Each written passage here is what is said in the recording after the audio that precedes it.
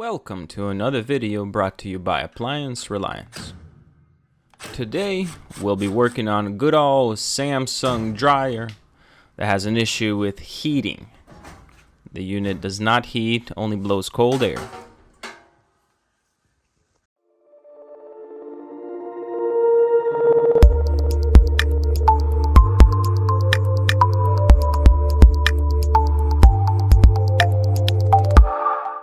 Alright, let's get right to it.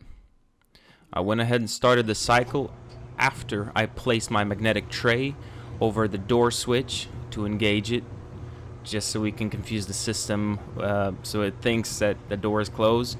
That way we can see inside. And what we're going to be looking for is a faint glow. The faint glow will be coming off of the heating element if the heating element is operational. Another thing to look for with the dryer door open is heat.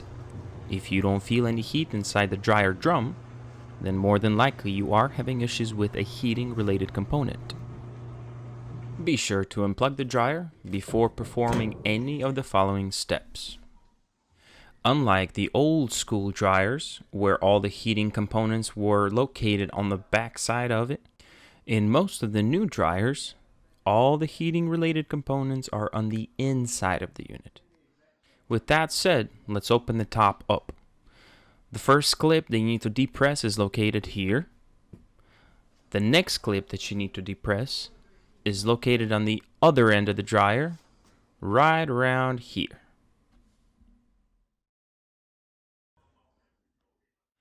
Best way to depress those clips would be with a putty knife. Stick the putty knife in between the door and the top lid.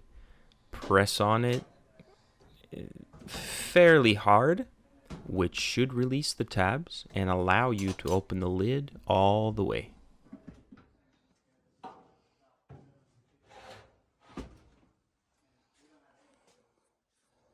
Next, we will be taking this front door off. And this front door is attached by 6 screws.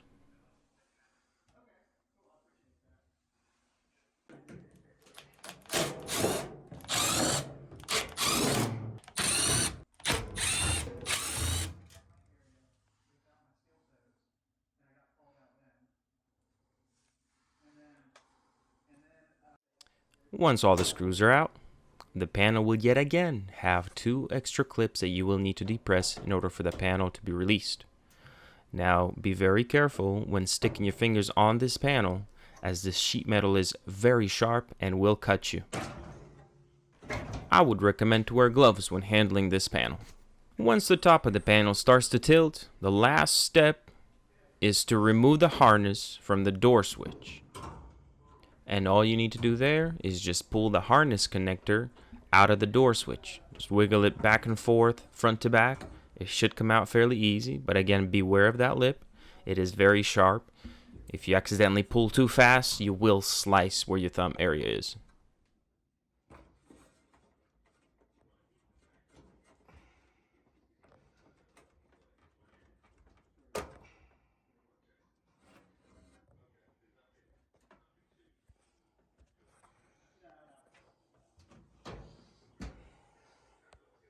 Once you've successfully removed the connector, tilt the door forward more, lift up on it, and it should come right out.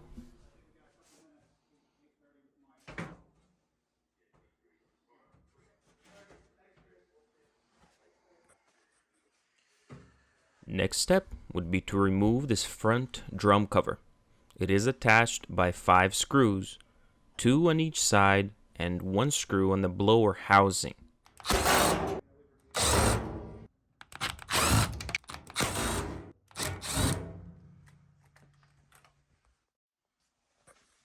Don't forget to disconnect this moisture sensor connector, otherwise you'll end up ripping the wires right out of the connector. And the drum cover comes out pretty easy. Just lift up on it, pull away from the dryer, and it should come right out.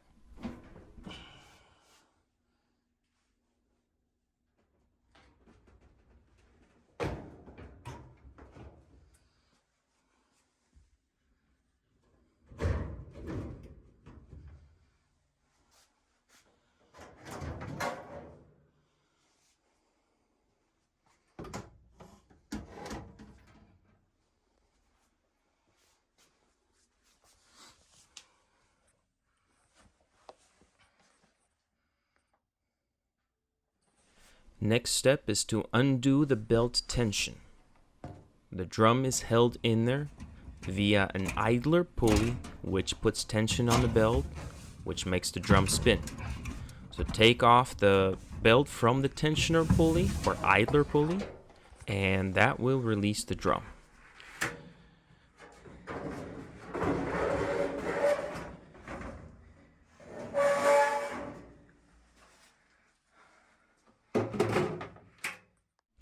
Since this dryer is having issues with heat, the first thing we will check for is continuity on the heating element.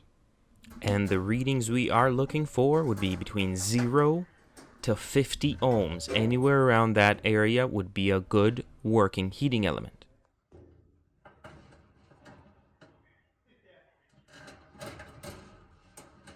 In our situation, our voltmeter is showing overload, which means there is no continuity on the heating element.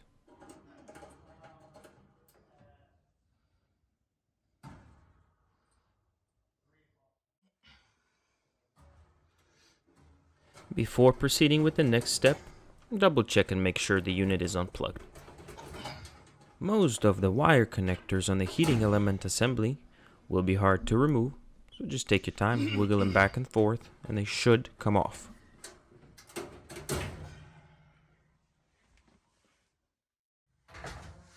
The heating element assembly case may or may not be secured to the heating element support bracket.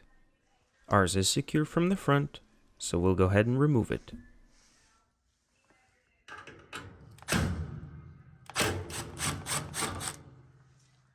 Once the screw has been removed, you should be able to just lift the heating element up in the front and pull it out effortlessly.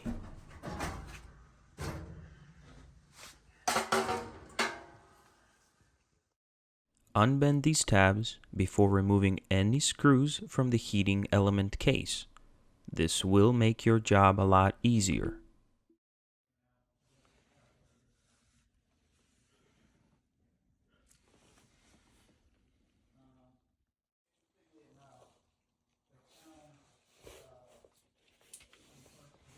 Once the upper cover of the heating element assembly is removed, the heating element itself will be exposed. What you'll be looking for is a break in the heating element. In our case, it was staring at us right in the face.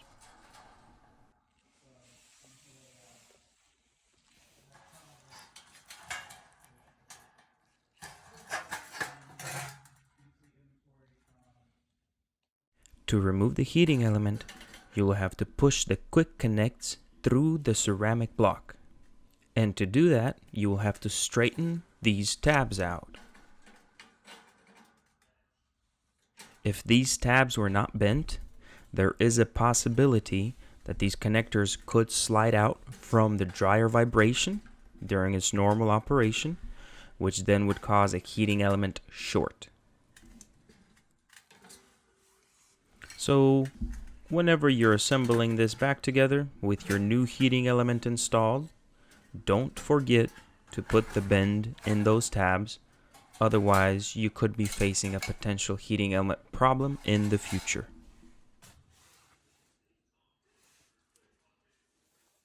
This heating element part number should fit most Samsung dryers. Since this new heating element is a direct replacement, then that makes our job a lot easier, because all we have to do is just put everything back in reverse order. When fishing these connectors through the ceramic block, there is no proper order, so any one of those can go either in their upper or the lower slot. Just be sure the heating element wire is not touching the metal case anywhere, as this will result in a heating element failure. After the reassembly of my heating element, we can finally start to put this thing back in.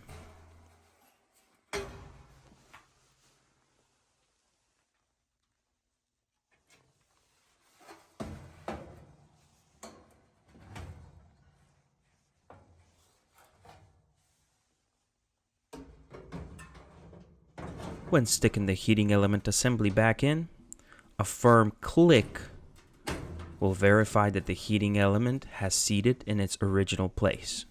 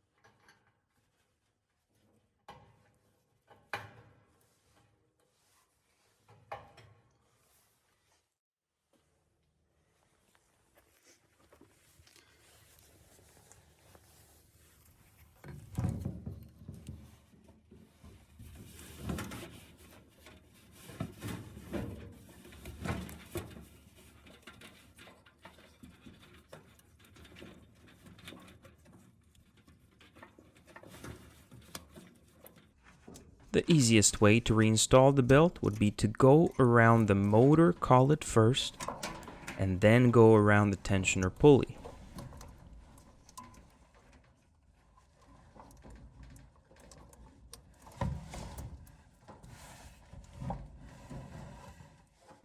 The front drum cover could be a bit of a headache to reinstall sometimes. Make sure the top of the drum cover is on the inside of the drum before you insert the two upper secure points through the holes.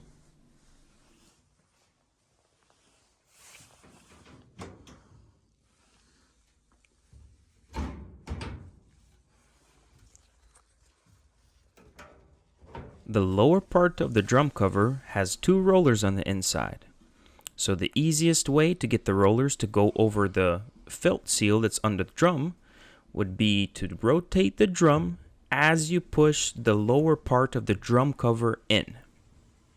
Note, when rotating the drum, be sure to rotate it clockwise only. If you start rotating it counterclockwise, there is a possibility that the belt will slip off the tension pulley. At this point in our repair, one of the most annoying things you can possibly do is forget to reconnect a simple sensor. So go ahead and connect this moisture sensor, finish out your assembly, and let's test the sucker.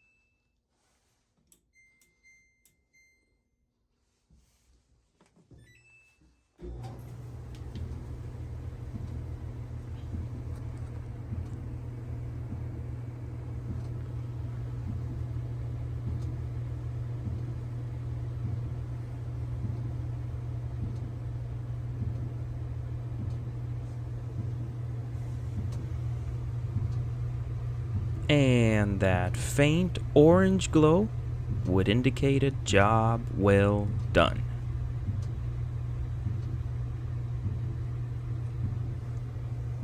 Don't forget to like and subscribe, as this motivates me to make more videos to help you guys out. Thank you for watching.